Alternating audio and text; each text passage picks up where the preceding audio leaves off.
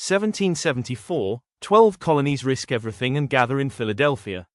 Leaving homes, fortunes, and safety behind, they unite against British rule.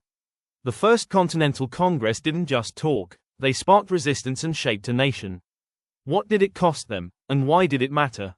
Welcome to Oliver's History Project, where you'll learn the exciting history in the novel The Unlikely Life of Oliver Atkinson. By 1774, the American colonies were in open crisis. British taxes, military enforcement, and the intolerable acts convinced many colonists that their rights as Englishmen were under attack. For the first time, colonies considered acting together. From New England to the South, leaders agreed. A united response to British overreach was no longer optional. In September 1774, 56 delegates from 12 colonies assembled at Carpenters Hall in Philadelphia. Georgia alone stayed away. Among them were George Washington, John Adams, Samuel Adams, Patrick Henry, and John Jay, men who would soon shape a nation. Delegates argued fiercely. Some sought reconciliation with Britain, others believed resistance was the only path left. Yet unity slowly emerged from disagreement.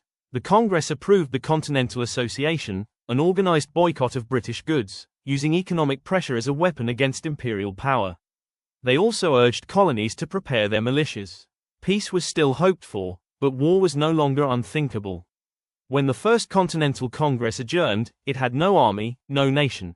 But it had created something new, a united American resistance.